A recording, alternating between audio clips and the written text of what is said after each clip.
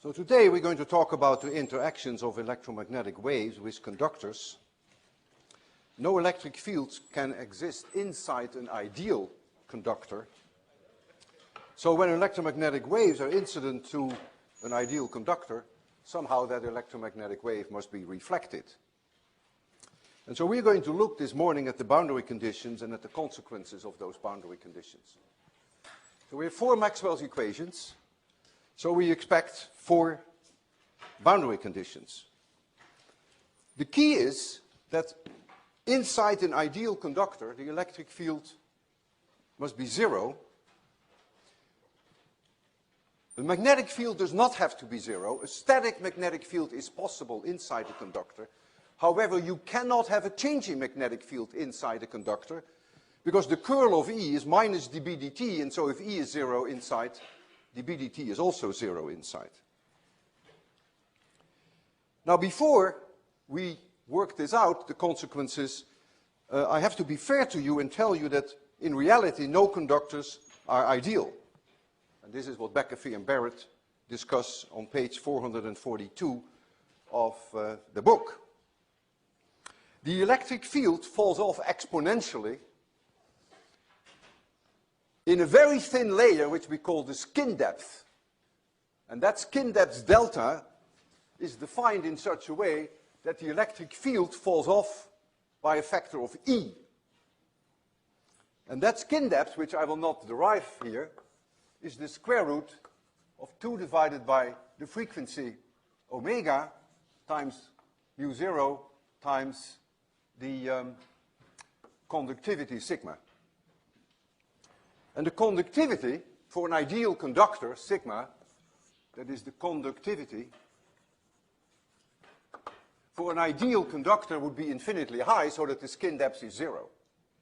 But even if you take something like copper, which is an extremely good conductor, then sigma, of course, is not infinitely high, but sigma is something like 5.8 times 10 to the 7th, 5.8 times 10 to the 7th, and the units of conductivity are ohm meters to the power minus 1 in SI units.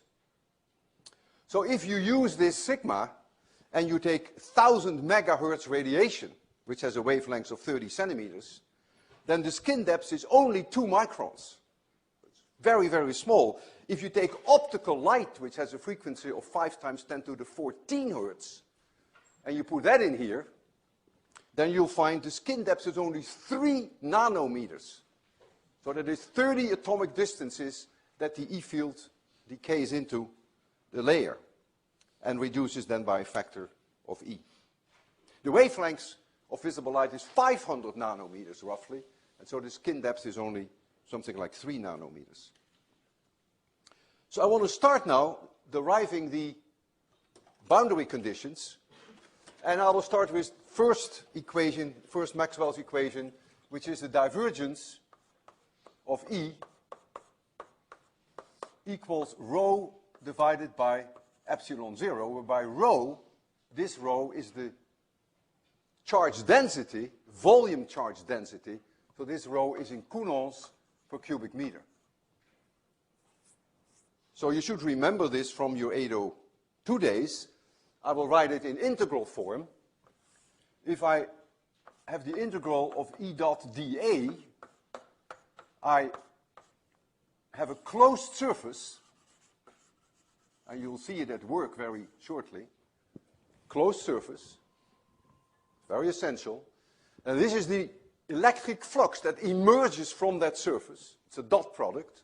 There's a dot here. Then this is the volume, is 1 over epsilon 0 times the volume integral of all the charge that is inside. You have called that earlier Q inside divided by epsilon 0. But this is a more mature way of writing it. So you integrate it over that whole volume. Whenever you deal with divergences, you make pillboxes, or depends a little bit on your geometry, of course. So let's assume that this is the boundary between the conductor, where the E field is everywhere 0, and let this be vacuum. And so I have an electric field, electromagnetic wave comes in, and the electric field, say, is in this direction. It's a changing electric field vector. I'm decomposing this now in a component which is tangential, that is in the plane of the surface, and I call that E tangential, and a component which is normal to the surface, and so I give that an N, which stands for normal. And so now I'm going to make my pillbox, and so here is my pillbox.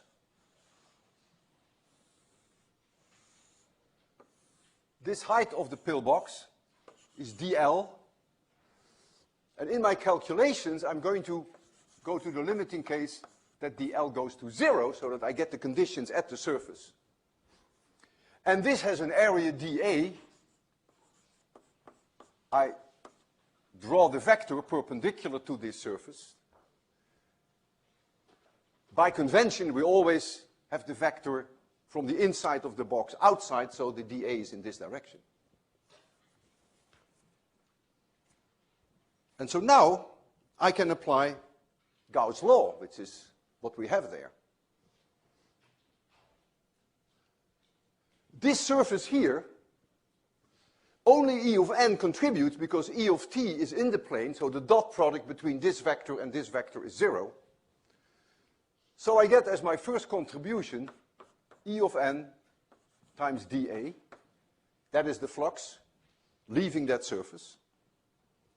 Then I have an electric flux, which I will call just phi of E. This is also an electric flux. But I call it phi of E, shorthand notation, for everything that goes through the cylindrical surface. So that is what I call the curved surface. Let's call it the cylinder. Well, when I'm going to make dl 0, that cylindrical surface goes to 0, so no electric flux can escape there. So this one then equals 0. Now there is no electric field here, so this is the entire electric flux as it escapes from this surface, from this box. And so that is now 1 divided by epsilon 0 times the volume charge density that I have in here, and so that is rho, times the volume, which is dl, times dA. So this is now coulombs per cubic meter. So you will say now, when dl goes to 0, that that goes to 0. But that's not true. Because there can be, and there will be charge right at the surface of a conductor, which is not coulombs per cubic meter, but it is the surface density in coulombs per square meter. Totally different dimension. And that is rho of s, how much charge there is per square meter on that surface. And so in the case when dl goes to 0, this does not go to 0, but this becomes rho s divided by epsilon 0 times that dA. And this rho s now is coulombs per square meter. So that is the surface charge density. And so you see that we have derived now our first boundary condition, which I will write down on the blackboard there. And that is that the normal component of any changing electric field that is due to the electromagnetic radiation equals the surface charge density divided by epsilon 0. Now, when you see this result, you will say, that's nothing new. We've seen that also in 802 for static charges. That's true. It is also true for static charges. But here, there is something special. And that is that this E vector is changing all the time with the frequency of the incident wave, and therefore rho s must also change all the time. There is all the time a rearrangement of that surface charge density to make sure that this boundary condition is met. But yes, it also holds for static charges. So the next one is the divergence of B. You're going to do that. You're going to make a pillbox, and you're going to demonstrate to me that if you use the divergence of B, which is the second equation, Maxwell, that now you find that the normal component of the changing magnetic field at the surface is 0. Keep in mind, it's time variable, the magnetic field, as it comes in, and it's the time variable component, the normal one, that has to be 0. The next one in line is the curl of E, minus dB dt, famous Faraday's law. And then we have the curl of B. I will do the curl of E, and I will leave the curl of B up to you. So the curl of E is minus dB dt. This equation runs our economy. This is why we have light. This is why we have energy. This is Faraday's law. And I'm going to write this in integral form, because you're probably used to that. This is a closed loop now. Any closed loop that you may choose of E dot dl, it's a dot product, it's a line integral, equals minus d phi b dt. And this is a magnetic flux that goes through the surface that you attached to that closed loop. It is an open surface. Any surface that you may choose is fine. It is an open surface. I cannot stress that enough. You choose a closed loop. You can do it right here in space. You can attach to that an open surface which could bulge out into the audience. At any moment in time, this will hold. And so whenever you deal with curls, you do line integrals. And so let's do a line integral and then see what that boundary condition that leads to. So we do the same thing that we did there. So we have here the conductor, and here we have vacuum. And so the E field here is everywhere 0. And here is your electric field vector coming in from your electromagnetic wave. So here is your ET, and here is your EN, exactly in the way that I defined them. So this is the normal component to the surface. Now I'm going to make a closed loop. This is my closed loop. Shouldn't surprise you that I choose it this way. And I'm going to march around this closed loop in any direction that I want to, but I chose this direction. It makes no difference which direction you choose. And let this be dl, and let this be dB. And I'm going to do exactly the same thing. I'm going to go in the limiting case when dl goes to 0, so that I get the boundary condition at the surface. So if you're ready for this, I start here, and I move in this direction. So the E of t has no impact because it's perpendicular to my direction of motion, so the dot product is 0. So all I worry about is this one. And so I get 1/2, I get E of n times 1/2 of dl. Let's suppose that this is 1/2 of dl and this is 1/2. So that's when I go from here to here. So now I go from here to here, and now of course E of n has no effect because it's perpendicular to dl. dl is a vector in the direction that I'm moving. So now I only deal with E of t. So now I get plus E of t times dB. And now I'm here and I go down. So now E of t is up, but I go down, so the dot product creates a minus sign. So now I get minus E of n times 1/2 dl. I said E of t, but I meant E of n. E of n is in this direction, and you are moving in this direction. And so that's why you get a minus sign, and E of t has no effect here, because it's perpendicular to my direction of motion, and the electric field here is 0.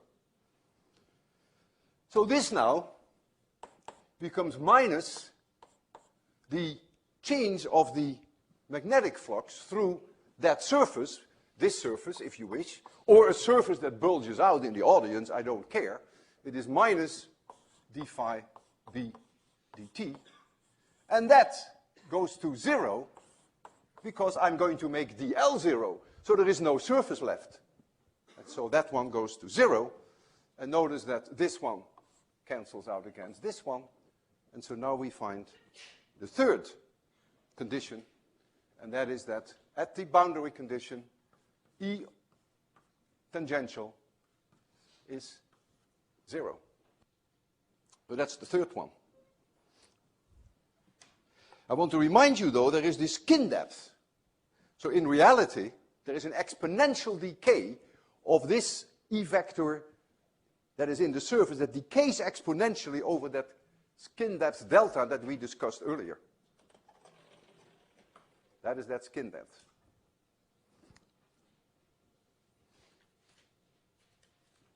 And so now there is the curl of B, which is your turn. And so you're going to do a closed loop integral of B dot dl, and you work your way through that. And then you will find that the magnitude of B of t, that is the component of the magnetic field in the plane of the conductor, the tangential component, that magnitude is mu0 times what we call surface current density. J of S is a surface current density, and it has units amperes per meter.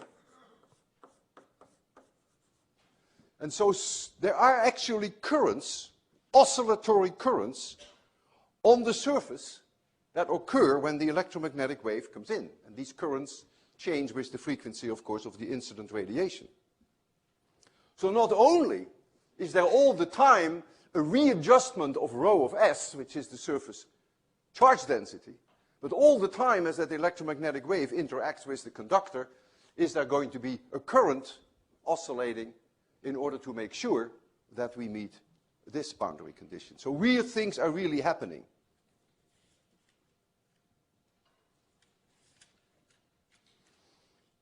So we can use these four boundary conditions now to start looking into some results. And I will start with a very simple example, because I can demonstrate that.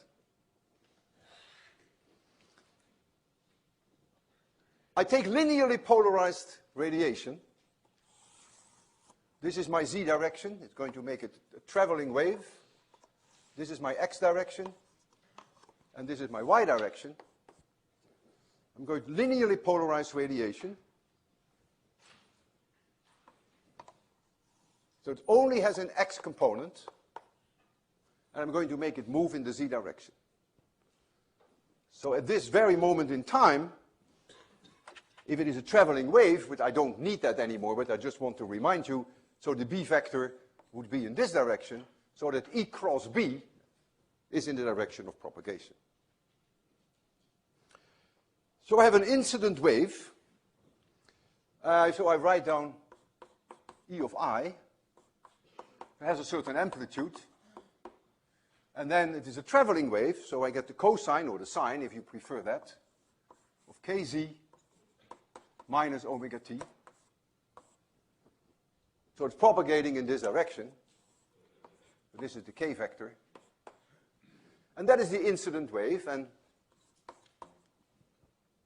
it's in the x direction. So they are plane waves perpendicular to z, infinite in all directions, and the E vector is then everywhere in those planes. This value changes with z, and it changes with time. But now what I'm going to do, I'm going to put here a perfect conductor, and so the E vector arrives there. There is no normal component to the E vector, so I don't worry about E of n. There is no normal component. I only have E of t, and that E of t must become 0 at the conductor. And so this reminds you of the string that we had when we were wiggling the string at one side, and we fixed that side of the string. Then in order to make sure that there was no motion of the end of the string, the reflectivity was -1. A mountain came back at a valley to make sure that this point never moved. And so exactly the same thing is happening now. We must make sure that right here the electric vector is always at all moments in time 0. So if I just call this, for convenience, z equals 0, this location, then the reflective wave must be minus E0 I, that is, the mountain becomes a valley, and then it moves in the opposite direction, so you get kz plus omega t in the x direction. And you will see that the sum of these two, at any moment in time, will make the E vector right here in this entire plane, which is infinitely large, 0. And that's the boundary condition that we have to meet. The total electric field, which is the sum of the two, one moving in this direction and this one moving backwards, is of course the vectorial sum. So I have the cosine of alpha, if I call that alpha, minus the cosine of beta. Your high school days tell you that that is twice the sine of half the sum times the sine of half the difference. Although I always have to look that up because I forget that just as well as you do. And so when I add that up then I get that the total electric field, which is the sum of the two, is going to be E0 to E0I.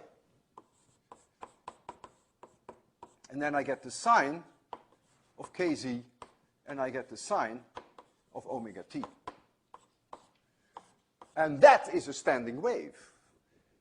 All the spatial information is in here, and all the time information is in there. And indeed, if you substitute in there z equals 0, notice that the E field is always 0. This, by the way, is in the x direction. And so we have a standing wave now.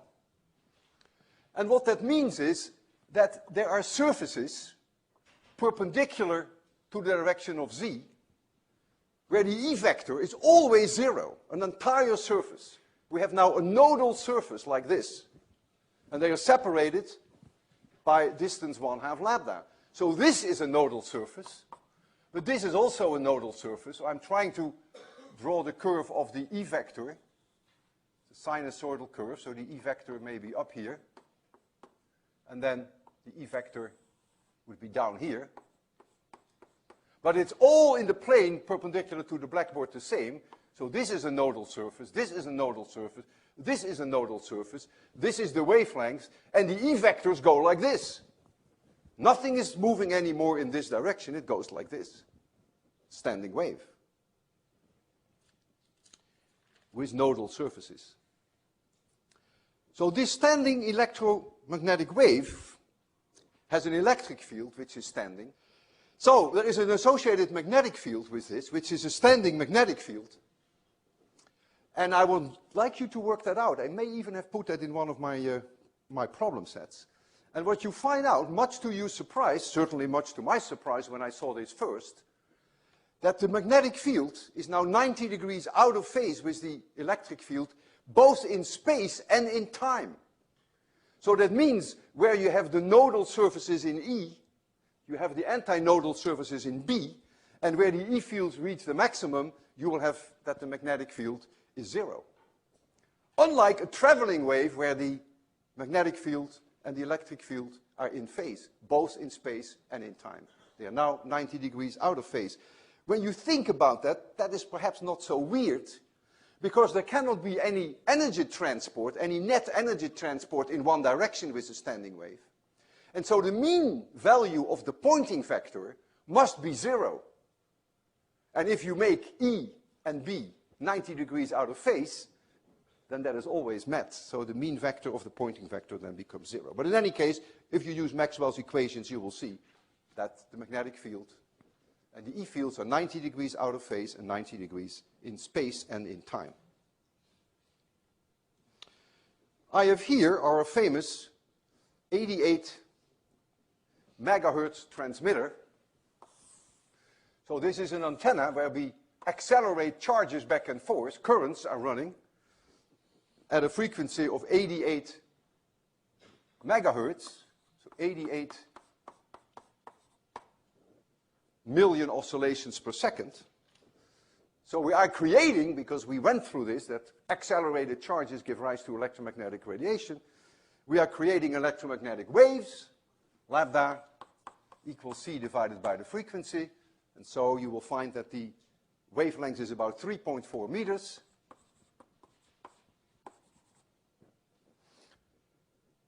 And I have here an antenna, a receiving antenna, which are just two copper wires which are not connected with each other. Well, they are, but they're only connected through the filament of a light bulb.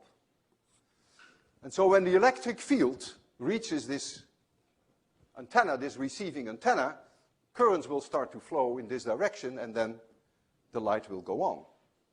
I've demonstrated this before, but I want to do that again, that if I hold up this receiving antenna like this, then you will see the light bulb go on. If I do it like this, then it will not go on, because no currents can flow then in this direction. But that's something I already showed you before. That's not the reason why I want to do this again. The reason why I want to do this again is that the blackboard here, behind the blackboard, is metal.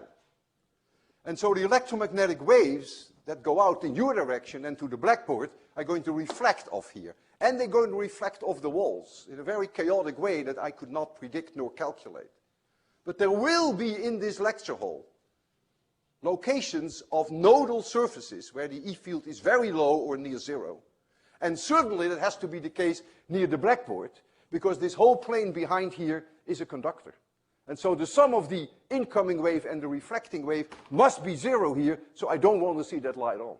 And then I will walk out in the lecture hall and see whether there are locations in the lecture hall where we actually receive electromagnetic radiation. We will see the light, and where we will not see the light.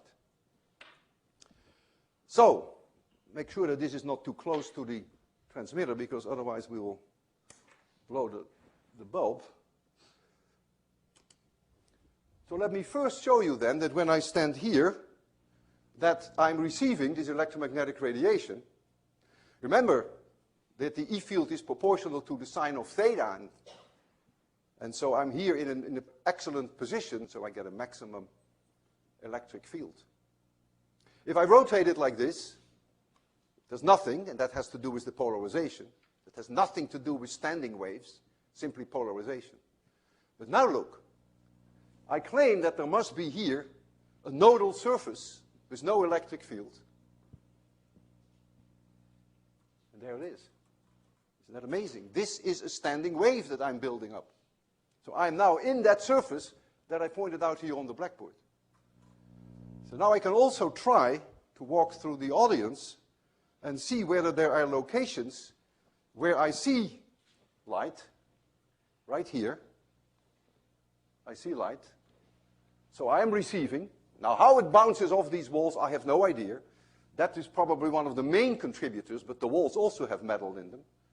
So I walk further in, and the light goes out. You may say, yeah, it goes out because you are further away from the transmitter. That's a good argument. But if there are standing waves in this room, perhaps it will go back on again. And when I'm here, I would like to see it go back on again. If it doesn't want to do that, yeah, there it is, there it is, there it is, because I tested this out, of course, before you came. You see? See light again? Can you see it? Just tell them that you see it. Yeah? It's not very strong, we're very far away, but it's clear. This light is substantially brighter than it is here. Nothing here, but here it is stronger. There it is. And so there is a huge, incredibly difficult pattern in this room of locations where the E fields are very weak and where the E fields are very strong, like here, and here it is even weaker. I think the most spectacular one is what I did first, and that is to show you that it becomes zero at the blackboard, which is really a very well-controlled plane of conductor.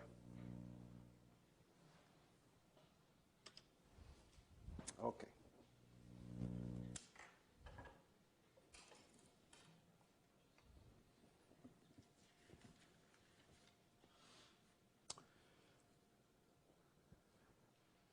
I now would like to discuss with you another example, which we give the name transmission lines. So we're going to try to have traveling waves, just like we had with this system. The reason why I chose this example, because I can also demonstrate this. So here we have a copper wire. You see it right in front of you here. It's 425 centimeters long. And there are two. And here I have a power supply. So I'm driving this with a variable voltage, V0 times the cosine of omega t. And I'm going to use my same transmitter for that. It's going to be the 88 megahertz transmitter. I call this wire 1, and I call this wire 2.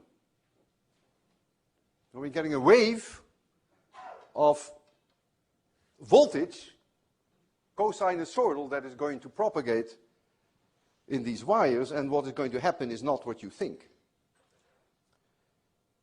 First of all, there cannot be any electric field in the wires because it's a conductor. So the electric field in this direction does not exist. So there is no potential difference from here to there. But if there is any potential difference, it's going to be between here and there.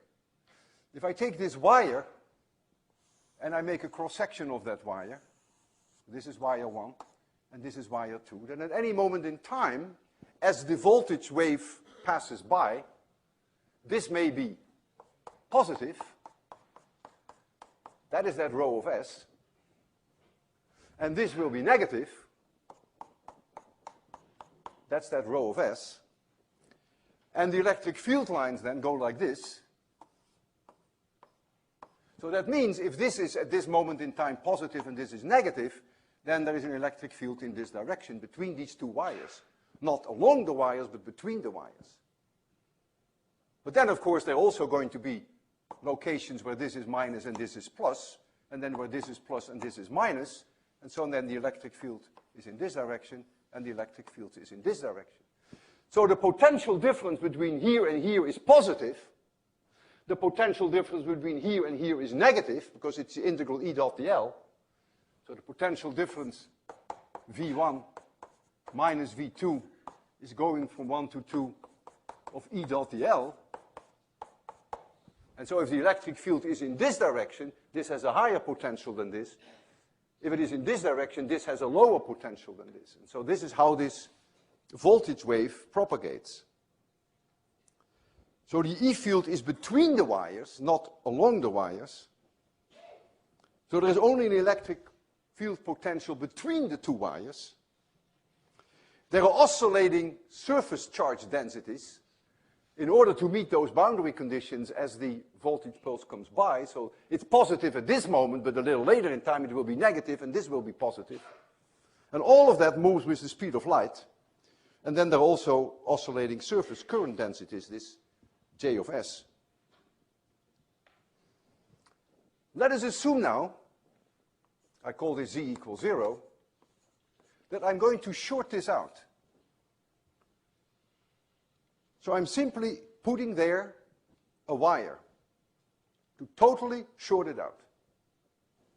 That means there cannot be any potential difference between here and there, because I make the resistance, the ohmic resistance there at the end 0. And what does that mean?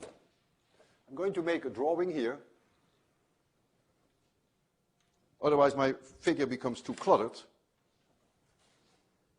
And so here is the situation that the end of the lines, which by the way is there, that the end is shorted out. If it is shorted out, it acts like a conducting wall, just like with what we discussed before. There cannot be any potential difference between here and here, because the E field in this direction must be 0. And so you get a similar situation that the reflectivity is -1, that the mountain comes back as a valley, so that the E field of the incident one and the E field of the reflected one kill each other exactly at this location. That means you get a standing wave. So that means this here is now a nodal line. Everywhere in this line, the electric factor will always be 0 at all moments in time. But since I get a standing wave here, incident wave and reflected wave, right here, there is another nodal line. And this distance then is 1/2 lambda. And right here, there is another nodal line. And the electric field here along this line is everywhere 0. So there is no potential difference between wire 1 and 2 here. There is no potential difference here and no potential difference here at all moments in time because it's a standing wave. And in between, you see the electric field. It may be, let's assume it is in the down direction here. So it's smaller here, smaller here, smaller here, smaller here, and then 0 here and 0 here. And here the electric field would be like this.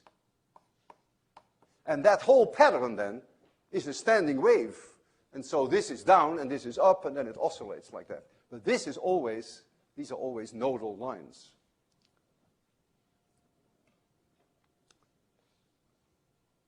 Imagine now that this end is open. So I just remove the short circuit and I leave it open. Well, I hope you remember the experiments we did with strings. This is really the equivalent of the string whereby the end is attached. So you get a node there. Reflectivity is -1. Mountain comes back as a valley. But this now, when the end is open, so there is nothing at the end, completely nothing. That is the situation that it is right now, by the way. This is completely open. This wire here and this wire are not connected. So when this is open, you expect a reflectivity of +1, just like with the string, that the mountain comes back as a mountain. And if that is the case, then here you get the maximum of the E field. You get an antinode here, but right here in the middle, you get your nodal lines, and right here in the middle, you get your nodal lines. So you get a shift of 1/4 wavelength from where you earlier had nodal lines, you get now antinodes, and where you had earlier antinodes, you now get nodes. So if this is open, then these are the nodal lines. And so those are the locations across the wire here where there is no potential difference at all moments in time. And so this is then what we would refer to as closed. And I want you to draw the parallel with our strings, and I even think that in my problem sets that I give you a chance to work a little bit on this. Remember, with strings, we can fix the length of the string in such a way that we get resonance. We can drive a string at one end, just moving it just a teeny weeny little bit, and the end is fixed. And we can set that system at resonance. The wavelengths that we then get, lambda of n being an integer, so n equals 1, 2, 3, etc., that wavelength is then 2L divided by n. You can also wiggle it here and leave this end open. We even discussed that and I even demonstrated that. In which case, you get resonance for lambda n equals 4L divided by 2n minus 1. And of course, the frequency at which you reach that resonance, omega of n, is always k of n times the speed of propagation, which in this case is the speed of light. And k of n is then 2 pi divided by the wavelength. And so the way I'm going to do this demonstration for you, we have chosen the length of these wires such that the system is at resonance when it is open. So we have a length which is 4.25 meters. The wavelength is 3.4 meters. So the length is 1 1/4 wavelength. And so when it is open, which it is here, then this is 1/4 wavelength, and this is 1/2 wavelength, and so on. If I leave this open, and that's what I'm going to do, and I have here a light that is connected between these two wires that I can slide along, so I have a light here, a light source. This is a very special light source. It has an enormously high ohmic resistance. so that when I put it here, that I'm not disturbing the potential difference between the wires. I'm not changing the boundary conditions, really, because it has an enormously high ohmic resistance, and that light bulb lights up even with a minutely small current. And so the first thing that I'm going to show you is that if I turn on the transmitter, which I will use the same one that I have here, make sure that I don't get electrocuted now. So we're going to take this off.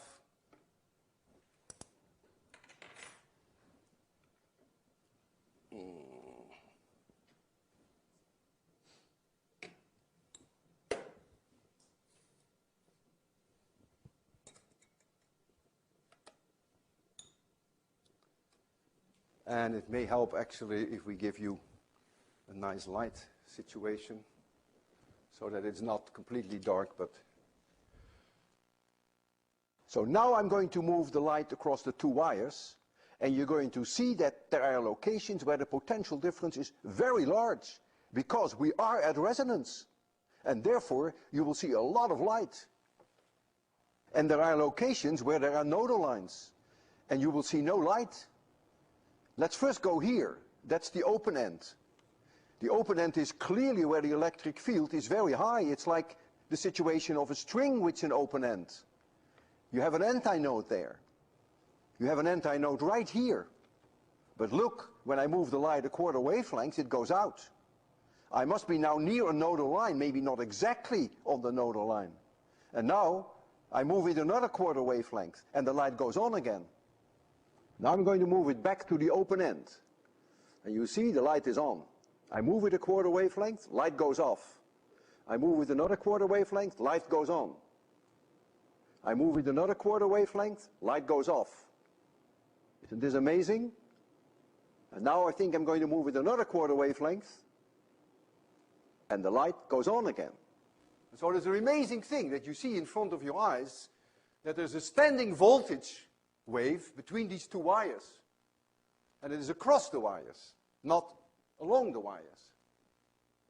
But now what I'm going to do, I'm going to short this out here when I put the light bulb right in the middle here. So I'm going to put the light bulb at quarter wavelength. Now when I short it out at the end, I am no longer at resonance. You no longer meet the resonance condition which I meet now at an open end. Something that you can very easily verify. Now the moment that I'm no longer at resonance, I no longer have very high potential difference at the antinodes, which I had before when I was at resonance. But for sure, the moment that I short out these lines at the end, the locations which are now nodal lines must become antinodes. Now maybe not super duper antinodes with a huge potential difference, but probably high enough for that light to go on.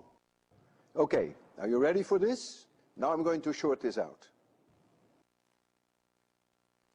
And as you can see, the light goes on. Now it may not be as bright as you've seen it before, but this is again an antinode, and the light is on. And so you see a remarkable demonstration here that you see the standing waves, you see the nodal lines, you see the antinodal lines, and you also see that it depends on the boundary conditions. That if you make this open, then 1/4 wavelength from the open end is an antinode. If you have it open, 1/4 wavelength from the open end is a nodal line, and if you shortcut it, then it becomes an antinodal line. I have a second demonstration, which is also very interesting. Let me turn this off before some of you touch those wires and we get some problems. I have another very nice demonstration, which is a cable which is 127 meters long. You see it here. Starts there, goes all the way here to make you see that it's really big, and then it goes back there. And in this cable, I'm going to send in a voltage pulse. It is a coaxial cable, and a coaxial cable has a wire which is at the core, metal, and then there is a cylinder around it. That's why it's called coaxial. So this is a conductor and this is a conductor, and it is filled here with dielectric material to insulate the two conducting surfaces. And what we're going to do, we're going to send in here voltage pulses which have a length of 100 nanometers, nanoseconds. 100 times 10 to the minus 9 seconds, 100 nanosecond length of the pulse. In other words, if you look at the wire from the side, so here is the wire, and here is the shell, just take a cross section here so you see only that shell, then as the voltage pulse moves in this direction, then you will see locally between the outer conductor and the inner conductor, locally you will see that E field, and it goes to 0 here and here. And that marches then with a certain speed along the wire. And so as that pulse passes, there will be an E field like this. But when there is no pulse, there is no E field between this and that. So in that sense, it's sort of similar to this transmission line, except the geometry is different here. It is a coaxial cable. Now comes the punchline. I have an option to keep this end open so that the line at the very end, so this is the inner and the outer, is completely open. And I have the option to shortcut it. And when I short it out, a mountain comes back as, when I short it out, a mountain comes back as a valley. When I leave it open, a mountain comes back as a mountain. We're going to show you this pulse at 3 locations. Where the pulse enters the system, right at the beginning, which is here. Then we'll show you the pulse at the end of the line, here. And then we show it to you again as it comes back. So you're going to see it 3 times. And you do. And the system now is closed at the end. All right, thank you, Marcos, very thoughtful, yeah. So here is the pulse that goes in. And 1.3 microseconds later, between this line and this line, there is a marker here which says 1.3 microseconds. The mountain has returned as a valley. So this is the pulse where it enters, and then when it has come back. But now, I'm going to make it an open end. All right, so here we see the incoming pulse. And you see the one that comes back is now 1.29 microseconds, big deal. A mountain comes back as a mountain, but now there's something very interesting. At the end of the cable where it is open, you see twice the voltage. Do we understand that? I see someone say yes. Why do we see twice? Remember the open string. Now the reflecting wave and the incident wave have the same polarity. So at the end, they add up together, and they give you double the amplitude. That was exactly the same situation with the string. When we drove in a pulse on the string, when the end was open, remember, the end moved up by twice the amplitude of the individual pulses. And you see that too here. It has twice the amplitude of the, so this is right at the end. But now there's even more, which I discovered purely by accident. Well, not so much of an accident. I always do some consistency checks to see whether physics works. And so I said to myself, okay, 1.3 microseconds. That's what it takes to go make a round trip through the wire. So with all the confidence that I have in physics, I said, well, 2L divided by C, L being 127 meters, should therefore be 1.3 microseconds, because that goes with the speed of light. But when I calculated this, I found that this is only 0.84 microseconds. So then I said to myself, why is it slower, the speed, than the speed of light? And I decided to ask you. I see Amanda. Why is the speed substantially lower? This is only, remember, we observe 1.3 microseconds. That's what we observe. So this is only 65% of the speed of light. Amanda knows the answer. Who else knows the answer? I don't blame you. It took me also 2 seconds before I realized it. You also know Dan. Okay, Amanda? The wire's not ideal, so it should have like internal resistance. Nice try, but it's the wrong answer. But it's better that you try than that you don't try, yeah?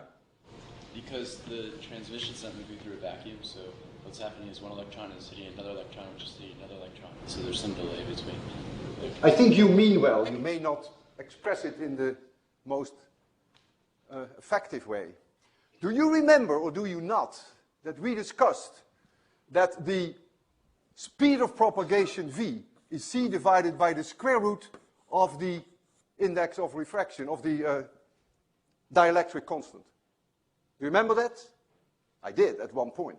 I even showed you how this dielectric constant is a strong function of frequency for water. Well, when I looked up the dielectric constant of the material that is in here, I found that the dielectric constant, kappa E, is about 2.3. And if you calculate 1 divided by the square root of 2.3, that happens to be 0.65. And so that's why the speed is 65% of the speed of light. So you see also the effect of the dielectric constant here, which is quite wonderful. Remember, the square root of kappa E was also called the index of refraction. Okay, this is a nice moment for a break. We will reconvene in 4 minutes.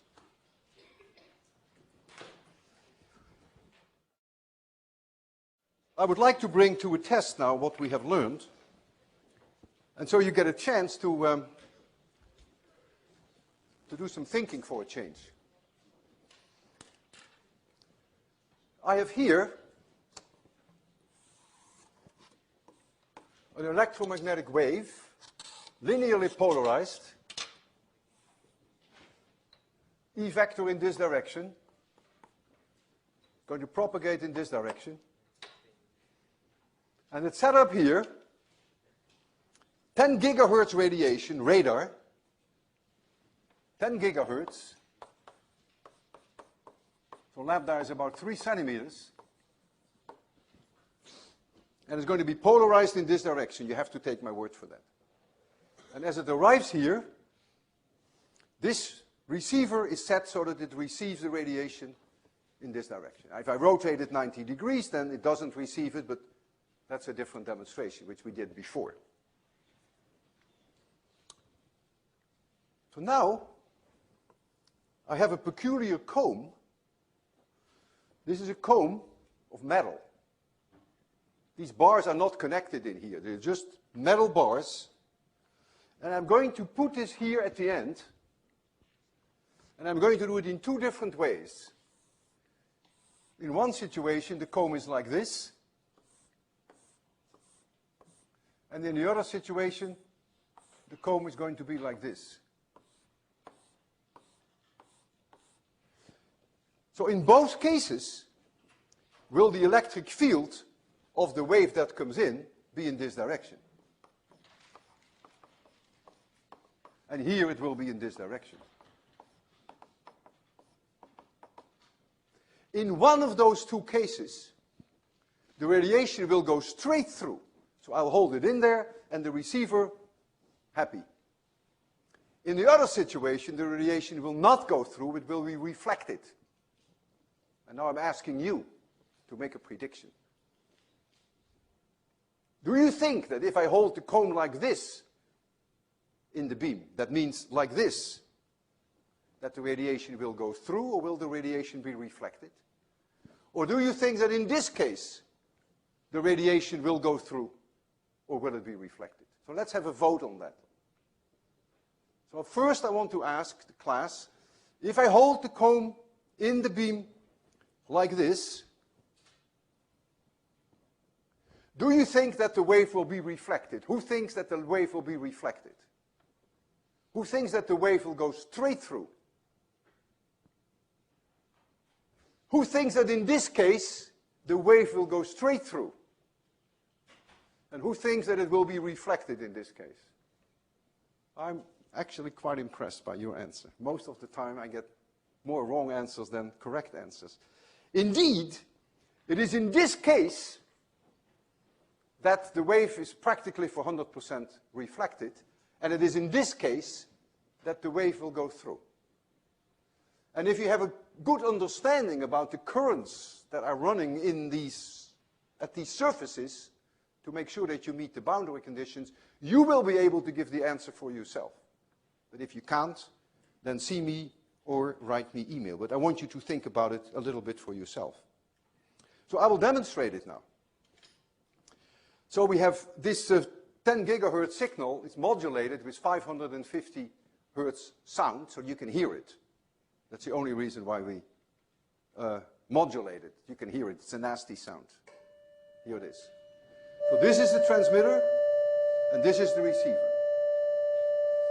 And here is the cone, and we're going to first stick it in like this, which is this situation.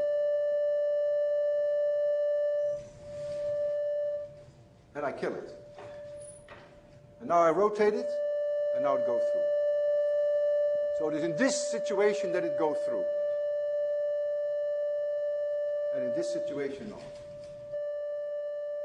My hand is not a bad conductor.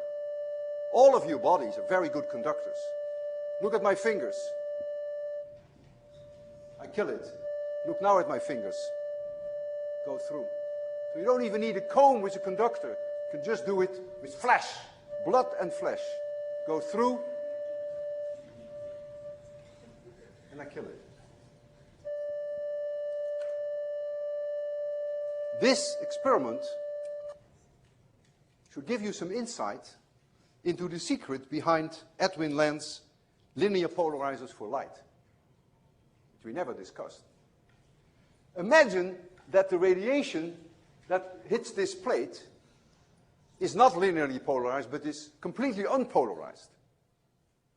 Then the component in this direction will be reflected, but only the component in this direction will be allowed through.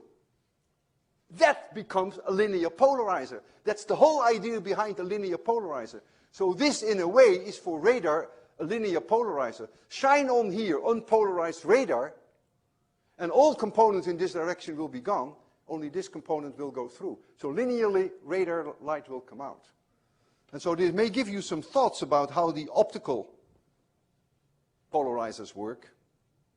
What they do is they align strings of molecules in such a way that you get a behavior not unlike these metal bars. So now I want to change gears, and I want to talk for the remaining time about radiation pressure. In modern physics, we don't think of electromagnetic radiation as plain parallel waves, which are infinite in all directions. But we think of them as bullets, as packages of waves. We call them photons.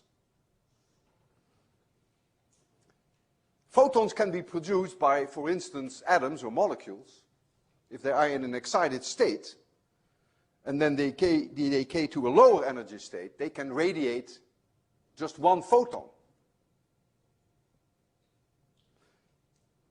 But photons, in our modern physics, have momentum. If you throw a tomato at me, and it goes, it's a rotten tomato, and it goes, I feel a push, another tomato, another push, another tomato, another push. So I feel a force. And in that same way, will light, when it hits me, also push on me. And that's what I want to discuss with you. First of all, the energy, and we have so many E's today, we even had an E of N, and we had an E which was the E vector, and now we have E for energy, so I'll write the N here. This stands now for energy. The energy in a photon is Max Planck's constant times the frequency of the photon, and Max Planck's constant, which of course plays a key role in quantum physics, is 6.63 times 10 to the minus 34 joule seconds. So if you tell me what the frequency is, I will tell you what the energy is, which is very different from the classic idea that we always said, well, the energy is proportional to the electric field strength squared. And we had plane waves were infinite in this direction, infinite in this direction. So we always had infinite energy into a wave of a plane wave, not for photons. So take an example, take radio waves. I'll do only one example for you. So we take 10 megahertz, 10 to the 7 oscillations per second. So that would be a wavelength of about 30 meters. One photon contains energy. And each radio photon with this frequency has exactly the same energy. It's a quantized amount of energy. And if you substitute for this frequency and you multiply it by h, then you get that the energy is about 6.6 times 10 to the minus 27 joules. In physics, we don't like to work with such very small numbers, so we often convert them to what we call electron volts. 1 electron volt is 1.6 times 10 to the minus 19 joules. And so that energy then becomes a more digestible number, still small, is about 4 times 10 to the minus 8 electron volts. And so I did this exercise only for radio waves, but you can do it for any other frequency that you choose, and we call that then a photon. So in modern physics, photons have momentum. And the momentum of a photon P is the energy divided by C. In other words, it is also HF divided by C. But you remember from 801 that the force is dp/dt. So let's return to our tomatoes first, so that you feel comfortable, that you know what we're talking about. So I'm throwing rotten tomatoes at you, and those tomatoes come in like this, and then they lose all their momentum in this direction, because they go, yeah? Momentum is conserved.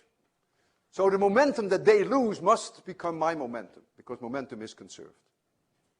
And so suppose I throw at you 10 tomatoes per second, that the mass of each tomato is 1/4 of a kilogram, and I throw them at you at a speed of 40 meters per second, which I can do because I hire a baseball pitcher, and the baseball pitcher can throw them at 90 miles per hour, which is 40 meters per second. And now I can calculate what is the average force that you will experience when all those tomatoes hit you. You feel a force, because the momentum of a tomato is mv, and the force that you will feel in the x direction, momentum transfer, is now going to be 10 times 1/4 times 40, which is about 100 newtons. That is a substantial force. It may actually throw you over. It's a huge force. So let's now turn to photons. And so we have a beam of light that comes in. And let's give the beam of light a cross-sectional area A. So the light comes in this direction. And this light strikes you, and you absorb it. Hits your face, and it's absorbed. So the momentum in this direction is destroyed. Momentum is conserved, so you must have a momentum in this direction. You must feel a force. The pressure that you feel is obviously the force that you experience divided by the area. The force is dp/dt divided by the area.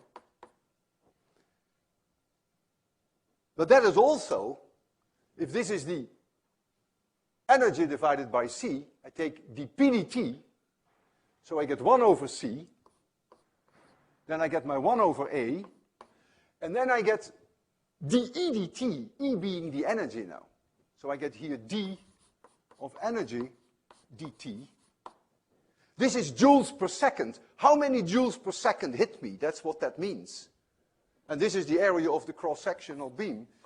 And this is what we earlier called, in this course, the Poynting vector. We called that the mean value of S.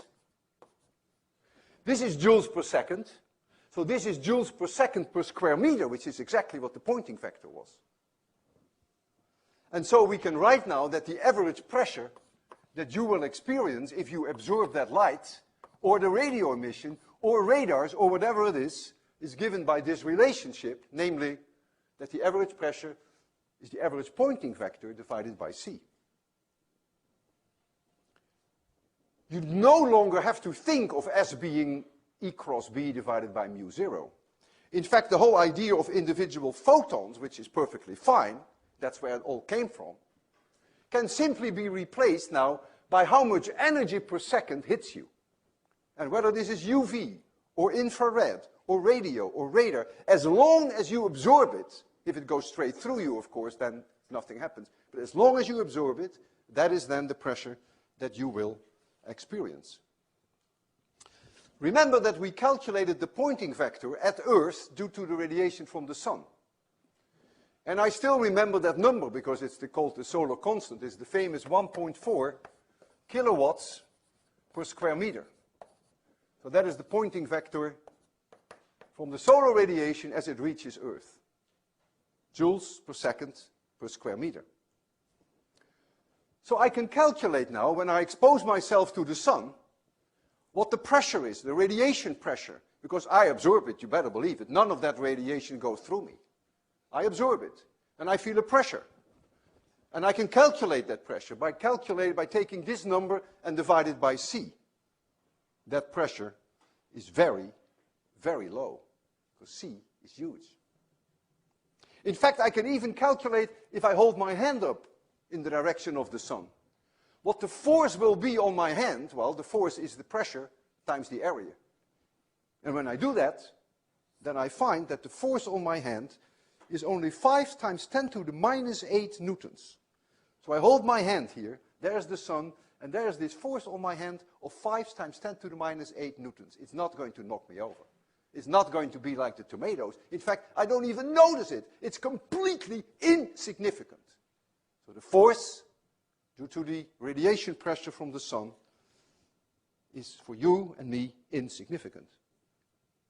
If I hold a mirror in my hand and I reflect the light back to the sun, then of course the momentum change of the light doubles, comes in like this and it goes back like this. So you have twice the momentum transfer to you, and so then the force on you and the radiation pressure on you doubles.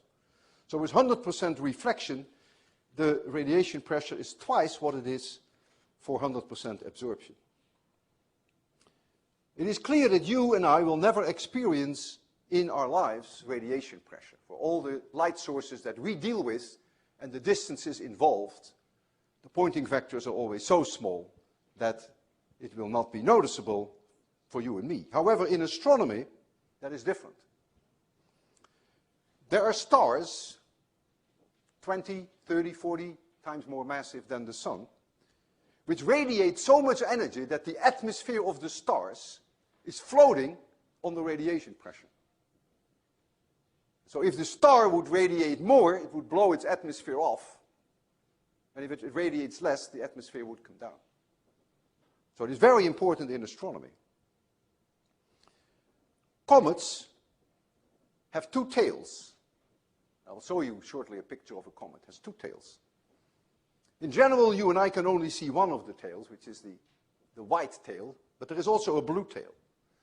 The blue tail is the result of solar wind. The sun, apart from emitting UV and electromagnetic radiation, it also loses hydrogen, protons and electrons.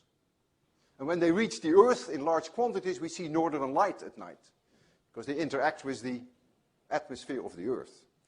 Well, they also interact with the carbon monoxide and the carbon dioxide of the comet tail. And when they excite those molecules, and the molecules de-excite, they emit blue light. So that's where the blue tail comes from.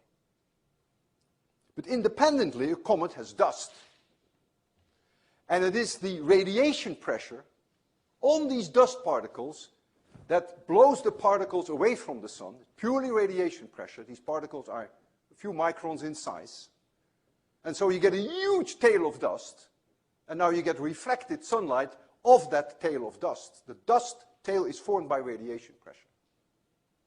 And the reason why that light is not very bluish, which you might expect if you accept the Rayleigh scattering, is probably that those particles are a few microns in size, whereby the preferential scattering for blue light is no longer very effective. So that's why these tails that can be 100 million kilometers in length, why they are white.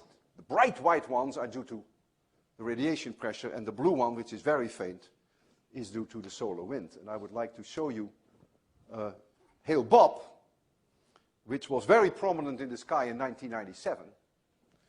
I hope that many of you have seen it. It was extremely easy to see. And I saw it 20, 30, 40 nights in a row. I couldn't get enough of it. Every night I was staring there for hours at the sky to see this gorgeous comet. But I only saw one tail. That was my problem, of course. So let's take a look at this beautiful comet. Hale-Bopp, who has seen it in 1997? You were all born. Okay. Good, good. So there you see Hale-Bopp. So you see the blue tail, that's a result of the solar wind, which is very faint and not easy to see unless you have a long exposure like this picture. And then you see the white tail, which is the result of radiation pressure. So the sun is pushing onto these small particles, and then you see the reflected sunlight. You would expect that if the dust particles are small enough, and if you see it at the right angle, that you would actually sometimes see this tail, which is mostly white, that you might see it actually a little bluish, which we understand why that have to be bluish. So now I want you to test your knowledge, call it a brain teaser. I have here a radiometer, and many of you may have a radiometer in your rooms. They're very cheap. It's a little glass bulb. There's low pressure inside. It's not vacuum, but it is low pressure. And it has an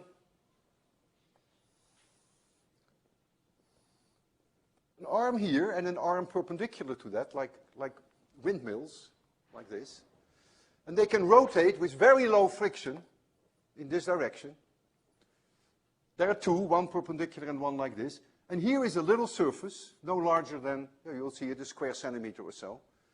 And this side is white, and the back side is black, and this side is black, and the back side is white. And then there is another one like this. And we're going to radiate light on this. So the light will interact with this whole thing.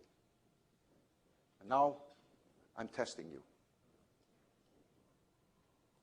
Not very fair what I'm doing because I know the answer. Do you think that as the light strikes, that this white surface will start to move in the board? Because it's going to rotate, you're going to see that. Will this go in the board and this come out of the board? Or will it be reversed? So let's have a vote.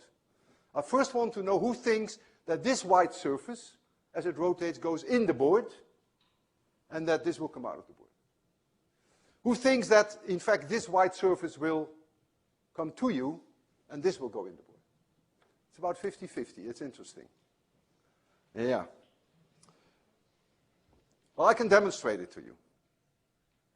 The one thing I can tell you, though, well, let me first demonstrate it. Then we can test it. It's nicer. There it is. So we'll make it a little darker. So try to remember what your prediction was. And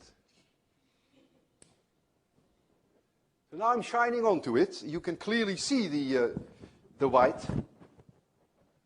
This part is white and this is black. And so the white surface is coming to you.